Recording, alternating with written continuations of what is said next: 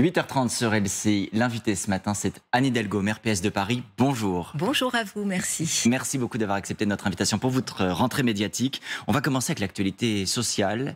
L'appel aux dons des Restos du Cœur a été entendu, mais la question des donateurs se pose. Les 10 millions en particulier de la famille Arnault. À votre place hier, l'insoumis Alexis Corbière parlait d'une opération de communication. Est-ce que vous considérez qu'il faut dire bravo, merci à la famille Arnault? Bien sûr, voilà, je pense que c'est très bien que la famille Arnault donne 10 millions d'euros pour aider dans l'aide alimentaire et les Restos du Cœur. Mais ça pose bien sûr un problème plus global de financement et aussi de financement public. Hein. Ça doit être d'abord, c'est une responsabilité de l'État. Et on sait maintenant depuis des mois, je le sais en tant que maire de Paris, nous avons plus de 30 000 repas par jour à Paris qui sont distribués soit par des associations, soit directement par la ville.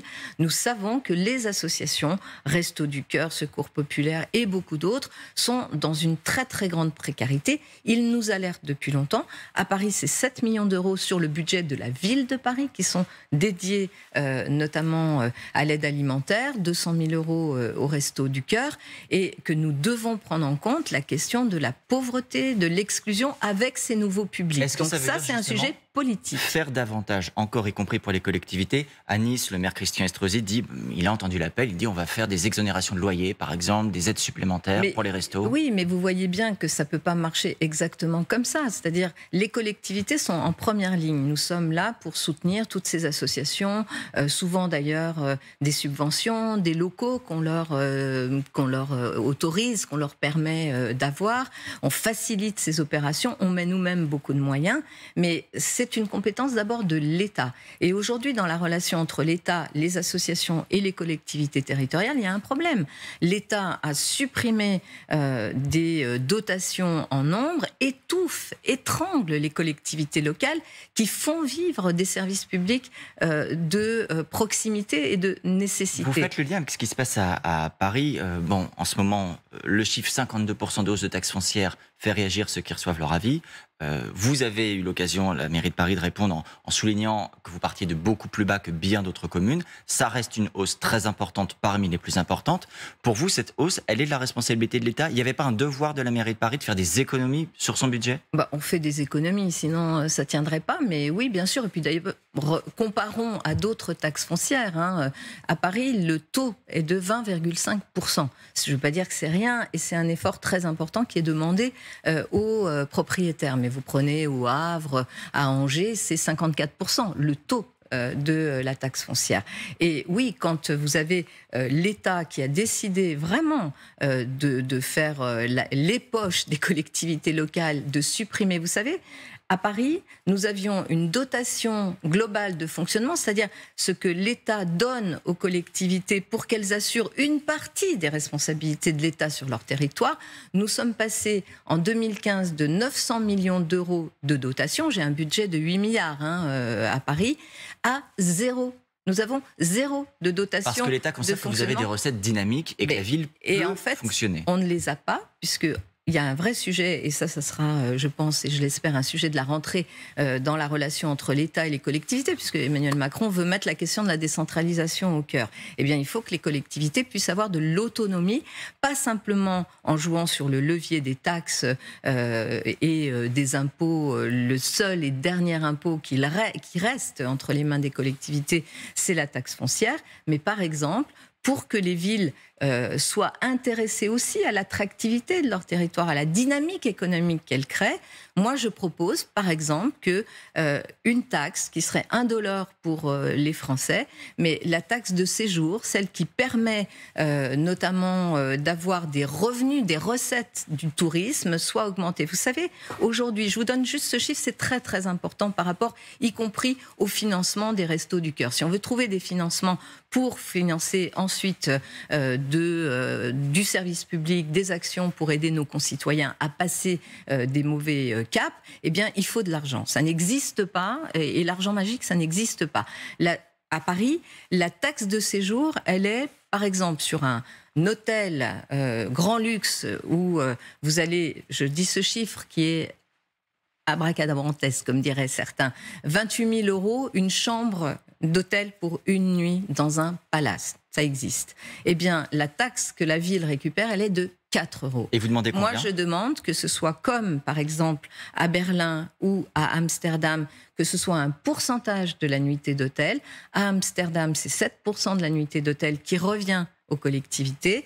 À Berlin, c'est 5%, et pourtant, il y a des touristes qui continuent à y aller. Et à New York, c'est 15%. C'est un bon modèle, 15%? Et je pense que, ne serait-ce que si on arrivait à 5% sur l'hôtellerie de luxe, je ne demande pas d'aller taxer plus l'hôtellerie jusqu'aux 3 étoiles, mais si on allait dans ce sens-là, cela donnerait de la respiration et ça permettrait aux collectivités d'avoir un intéressement et de financer des services publics. Quoi, Anne Hidalgo? Est-ce que sinon vous êtes menacé de faillite comme la ville de Birmingham qui l'a déclaré hier? Absolument pas. Et d'ailleurs, je voudrais dire qu'il y a une grande responsabilité des politiques, des ministres et autres qui parcourent les plateaux. D'ailleurs, je les entends moins sur le sujet, qui nous expliquaient que la ville de Paris était en faillite. La ville de Paris est une ville bien gérée. C'est une ville où nous avons investi. Qu'est-ce que c'est que bien gérer aujourd'hui? C'est ne pas faire de l'endettement un sujet qui pèse sur les générations futures, mais c'est relever les défis. Vous allez quand même avoir une dette qui va atteindre les 8 milliards en 2025, non? Non, pas du tout. C'est une dette qui est très maîtrisée et c'est une dette qui, en fait, a servi à financer quoi? Pas comme l'État avec ses 3 000 milliards de dettes qui donnent des leçons. L'État a 3 000 milliards de dettes, donne des leçons aux collectivités locales qui, elles, sont obligées, et c'est très bien, d'avoir des budgets à l'équilibre. Et avec ces 3 000 milliards de dettes, l'État est infoutu d'engager la transition écologique, de répondre à l'urgence sociale, et on le voit avec les Restos du Cœur, et de faire vivre les services publics. Regardez l'effondrement de l'hôpital ou encore l'effondrement de l'école. Nous, le choix que nous avons fait à Paris, c'est de faire la transition écologique, rénover les bâtiments, faire en sorte que dans tout le parc HLM, et il n'accompagne pas 0 € de dotation de l'État pour Paris. Si vous n'êtes pas entendu sur ce que vous venez de lister, par exemple sur la taxe de séjour, sur la relation avec les collectivités, concrètement ça veut dire que l'année prochaine, les années d'après, vous devrez à nouveau augmenter la taxe foncière? Non, parce que nous sommes dans une gestion extrêmement prudentielle. Nous sommes d'ailleurs très bien notés, considérés par les agences de notation. Donc il n'y aura qu'une augmentation de taxe foncière cette année, c'est tout? Pourquoi? Parce que Paris a aussi investi beaucoup, je l'ai dit, dans notre bâti, dans le service public, et nous avons un patrimoine qui a doublé en quasiment 10 ans. Nous sommes passés d'un patrimoine d'environ 20 milliards d'euros à 40 milliards d'euros. Donc nous sommes une collectivité solide. Et d'ailleurs, je le dis ici, celles et ceux qui viendraient sur les plateaux pour expliquer que la ville est en faillite, je ne laisserai pas passer. J'attaquerai d'abord. Et deuxièmement, je vous le dis aussi, j'ai décidé à Paris d'engager un contentieux contre l'État parce que l'État ne respecte pas la ville, ne respecte pas les Parisiens. L'État qui met 0 € de dotation cette année sur le budget de la ville ne respecte pas, y compris ses obligations constitutionnelles qui disent très clairement, et les textes également européens, qui posent le principe de la libre administration et de l'autonomie des collectivités Donc vous nous annoncez territoriales. Que vous allez attaquer l'État devant la justice administrative? Alors, devant la justice, et j'irai vraisemblablement devant le Conseil constitutionnel aussi, et devant les instances, les juridictions européennes, parce qu'il y a des textes européens qui consacrent l'autonomie des collectivités locales, et aujourd'hui, ça n'est pas le cas. Et je le dis ici, que M. Le Maire et d'autres arrêtent de donner des leçons. 3 000 milliards d'euros de dettes pour l'État français, et en étant infoutu d'engager vraiment le chantier du siècle qui est celui de la transition écologique. Mais à quoi vous allez utiliser l'argent de la taxe foncière? Vous allez l'utiliser à quoi? Vous allez l'utiliser à désendetter la ville ou à financer vos politiques? D'abord, à faire de l'autofinancement de nos investissements. Donc une grande partie, en gros, la taxe foncière ramène sur le budget de la ville, qui est de, je le redis, de 8 milliards d'euros, ramène 656 millions d'euros cette année. Et donc, ce que nous faisons avec cet argent, c'est soutenir le service public, gratuité des transports pour les enfants de 0 à 18 ans, c'est gratuité des transports pour les seniors sous conditions de ressources à partir de 65 ans, c'est des repas à 13 centimes pour le premier tarif de cantine dans nos écoles, c'est le maintien, par exemple, de tous nos professeurs de la ville de Paris qui font des arts plastiques, du sport, de la musique dans les écoles. Nous n'avons pas diminué la voilure introduire en ce qui concerne, par exemple, toute l'aide aux familles et aux enfants. C'est aussi tout le logement social, l'accompagnement d'urgence et bien sûr la transition écologique. Alors, vous croyez qu'on va s'en sortir si on ne fait pas les travaux de rénovation thermique? Le président a dit, pas plus tard que cette semaine, on est là pour accompagner la rénovation des écoles. Il dit, on veut aussi l'exemplarité. Il propose par exemple que tous les collégiens de France plantent un arbre, symboliquement aussi pour éveiller les consciences écologiques. Vous-même, vous voulez replanter des arbres à Paris. Est-ce que c'est pas une politique qui va dans le bon sens malgré tout? Écoutez, franchement, la politique des effets d'annonce, bien sûr, si ça va dans le bon sens, on prend. Et moi, je ne suis pas quelqu'un ni de sectaire, ni de fermé. Je travaille avec l'État et notamment les préfets à l'échelle de la ville. Et on essaye de trouver des solutions. Mais franchement, ce n'est pas du tout à la hauteur. Enfin, vous vous rendez compte quand même, on est un pays qui n'a pas engagé la transition écologique. Et M. Macron, son gouvernement, n'ont pas compris que tout seuls, ils ne peuvent rien. Ils doivent travailler avec vous. Ils doivent travailler avec les collectivités locales qui sont là. Ça fait des années qu'on le dit, ça fait des années de droite, de gauche que nous disons respectez-nous, travaillez avec nous. Quand il dit qu'il faut planter des arbres, vous croyez que les collectivités le font pas déjà? Eh bien, au lieu d'étouffer les collectivités par une politique budgétaire qui est vraiment une politique qui tue ce service public de proximité que nous portons, nous, les maires, les présidents de département, les présidents de région, au lieu de tuer cela, au lieu de penser que l'État et un homme seul à la tête de l'État pourrait résoudre tous les problèmes, un peu d'humilité et beaucoup de coopération. Et ça ira beaucoup mieux. Mais vous êtes toujours attentif, et vous le dites, à ce que pensent les citoyens, les Parisiens, en termes de consultation. Si, par exemple, les Parisiens vous disent « nous ne voulons pas plus de taxes foncières, nous ne voulons pas payer davantage », vous y renoncerez? Les Parisiens ne vont pas dire cela, d'abord parce qu'ils savent très bien que si nous n'avions pas augmenté la taxe foncière, qui reste une des plus faibles de France, je le redis quand même, même si c'est un effort important. Si nous n'avions pas fait cela, eh bien, il aurait fallu renoncer à quoi? À nos services publics. Il aurait fallu renoncer à quoi? À faire la transition écologique, c'est-à-dire à faire baisser la pollution, à faire baisser la facture d'énergie pour les locataires ou les propriétaires. Et par ailleurs, je le dis parce que c'est important aussi, nous avons décidé d'exonération très importante de cette taxe foncière. Par exemple, des propriétaires qui se seraient engagés dans des travaux de rénovation thermique, c'est une exonération à 100% de leur taxe foncière, ou même, bien sûr, parce qu'il existe aussi des propriétaires qui peuvent avoir des difficultés financières pour payer cet impôt. Là aussi, il existe des exonérations. La rentrée dans les écoles, c'est aussi, depuis quelques jours, après l'annonce de Gabriel Attal sur TF1 concernant l'interdiction de l'abaya, la question de l'uniforme ou de la tenue scolaire qui est revenue dans le débat. Est-ce que vous, par exemple, vous seriez prête à expérimenter une tenue scolaire unique à Paris, comme sont prêts à le faire certains maires? D'abord, sur l'abaya, je suis d'accord avec cette décision. Voilà, c'est bon, c'est fait. C'est un cas à Paris. Un cas à Paris. Oui, ça ne va pas nous occuper non plus toute la rentrée, parce que les vrais sujets de la rentrée, c'est quand même comment on permet à nos enfants de réussir. Le vrai sujet de la rentrée à Paris, par exemple, pour beaucoup de parents, c'est 170 suppressions de postes d'enseignants dans les écoles primaires et 180 suppressions de postes d'enseignants dans les collèges. C'est ça, le vrai sujet de la rentrée à Paris. Pas utile pour vous. C'est pas le sujet. Moi, je pense, vous savez, il faut, là aussi, prendre ce sujet de l'école, de l'éducation, pas par le petit bout de la lorgnette. Vous croyez vraiment que vous allez régler les problèmes de réussite scolaire par l'uniforme? On est dans une société très diverse, très ouverte. Il faut saisir, puisqu'il y a une baisse démographique, dans notre pays, eh bien, il faut saisir, je ne dirais pas cette opportunité, mais ce moment pour repenser l'école.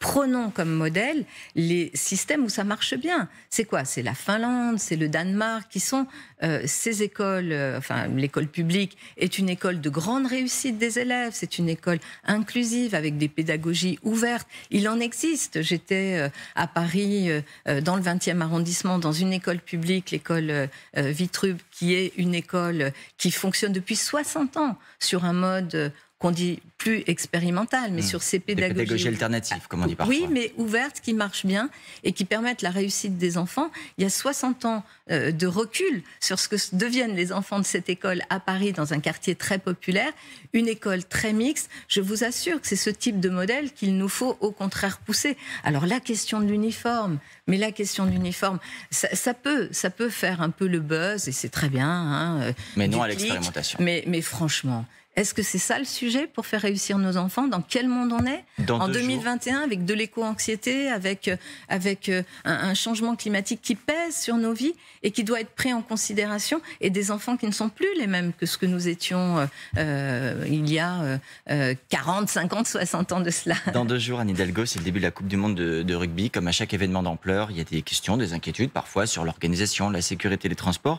Est-ce que vous avez, vous, les garanties pour dire qu'il n'y aura pas de répercussions négatives sur Paris pendant cette période? Je sais que tout ça est travaillé très sérieusement. Le préfet de police, Laurent Nunez, est un homme sérieux, impliqué, qui travaille en coopération avec les organisateurs de cet événement, avec la ville aussi.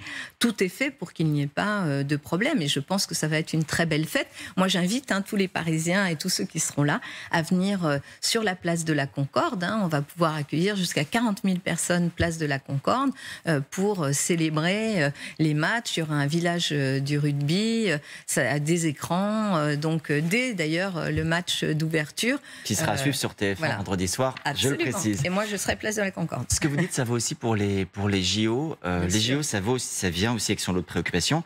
Il y a même eu cet été des inquiétudes sur les épreuves de natation dans la Seine. Pourra-t-on les tenir l'année prochaine? La qualité de l'eau sera-t-elle suffisante? Qu'est-ce que vous répondez à ça? Oui, bien sûr. D'abord, ce sont des événements tests. Donc, qui ont été annulés cet été? Pas tous. D'abord, alors, un qui a été annulé parce qu'il y a eu des gros orages. Ça ne se reproduira pas l'année prochaine, puisque l'infrastructure que nous sommes en train de terminer vers la gare d'Austerlitz pour recueillir toutes les pluies d'orage, quand il y a des orages, ça déborde. S'il y a des orages, ça ira dans cette nouvelle installation d'évacuation des eaux. Réglé. Et puis, en ce qui concerne le dernier événement, parce que on a enfin trouvé, d'ailleurs ce sont les éboueurs, les égoutiers de Paris qui ont trouvé la raison de cette pollution, donc je leur dis merci, qui est une vanne qui a dysfonctionné. Donc on a vu qu'il y avait des vannes qu'il fallait surveiller de très près. Un événement test sert à tester l'événement avant l'événement, et donc on sera prêt, bien sûr. En revanche, pour les bouquinistes, ils n'auront pas gain de cause, ils devront déguerpir pour laisser place à la cérémonie d'ouverture. Évidemment que les bouquinistes, c'est du patrimoine de Paris, et nous sommes très soucieux. Et bien sûr, j'ai proposé la rénovation des boîtes, etc. Mais bon, le préfet de police nous dit, pour des raisons de sécurité, voilà, et il ne s'agit pas du tout, mais il ne s'agit pas de les faire partir définitivement. Et d'ailleurs, ce que nous voulons leur proposer, le préfet de police veut organiser une réunion, nous y serons aussi bien sûr, c'est de proposer aussi cette période-là, qui va être très courte, pour rénover les boîtes, les réinstaller. Donc voilà, je pense que le dialogue permettra, au-delà des caricatures, de trouver des solutions, parce que nous tenons évidemment à nos bouquinistes. On entend souvent que si ces JO sont réussis, la voie sera ouverte pour que vous vous présentiez à nouveau au municipal en 2026. Mais on entend beaucoup d'âneries quand même. Vous savez, vous ne vous présenterez pas au municipal en 2026 ? En tous les cas, c'est pas ça le sujet. Aujourd'hui, je verrai, je n'ai pas encore pris ma décision. Ce n'est pas le sujet. Vous savez, il y a beaucoup de politiques d'ailleurs qui abîment la fonction politique en étant en endroit et en pensant tout de suite, vaut mieux se concentrer sur ce qu'on a à faire au moment où nous sommes. Ce que vous dites, ça vaut pour les ministres Clément Beaune, Gabriel Attal ? Ça vaut pour tout le monde. Il faut arrêter de courir après quoi ? Après, le pompon du Mickey. Vous êtes en responsabilité, je suis en responsabilité comme maire de Paris, avec un événement majeur qui s'appelle les Jeux Olympiques et Paralympiques à organiser, et qui vont être un événement mais hors norme, magnifique. Et donc vous verrez après les JO. Et donc je suis à la tâche, et à la tâche pour les Parisiennes et pour les Parisiens. Donc toutes les spéculations de si ça marche là, ça marchera après. Vous savez, avant 2020, beaucoup disaient que je ne serais pas réélue. Vous voyez, je suis là, maire de Paris. Vous vous êtes également rendu, dans le cadre de votre fonction de maire de Paris, à l'étranger, il y a quelques jours. Vous étiez au Haut-Karabakh, on le rappelle, une enclave arménienne qui fait l'objet de pression de la part de l'Azerbaïdjan, en l'occurrence une pression qui prend même la forme d'une famine, en partie. C'est une enclave de 120 000 habitants. Processus génocidaire, absolument, vous dites. Tel que l'a dit l'ancien procureur près de la Cour internationale, la Cour pénale internationale. Mais qu'est-ce que vous attendez ou qu'est-ce que vous demandez aujourd'hui? Qui peut peser? Est-ce que c'est au président français, Emmanuel Macron, de régler cette situation qui apparaît sans solution? Bon, nous étions une délégation d'élus. J'étais avec Bruno Retailleau, avec Xavier Bertrand, avec la maire de Strasbourg, de Marseille. Bref, nous étions une délégation d'élus. Et nous avons vu quoi? Le blocage. Nous sommes venus avec des camions de l'aide alimentaire qui n'est pas passé, qui est bloqué. Et donc un processus Cour pénale internationale et aussi le conseiller spécial auprès du secrétaire général des Nations Unies sur la prévention des génocides. Et à qui aujourd'hui? Qui peut agir sur ça? Donc ce que je demande aujourd'hui, bien sûr que le gouvernement et le président français fassent le travail pour obtenir une résolution au Conseil de sécurité de l'ONU, et je demande aussi qu'on mette vraiment au clair la responsabilité de l'Azerbaïdjan. L'Azerbaïdjan est derrière ce processus génocidaire. L'Azerbaïdjan qui a corrompu une grande partie de la classe politique européenne pour essayer finalement de rester invité au rang des grandes nations. Donc je pense un discours plus ferme sur l'Azerbaïdjan. Il faut un discours ferme et il faut prendre conscience de la façon dont l'Azerbaïdjan a corrompu une grande partie de ceux qui aujourd'hui ne voudraient pas qu'on en parle. Merci beaucoup Anne Hidalgo d'avoir fait votre rentrée ce matin sur LCI. Merci.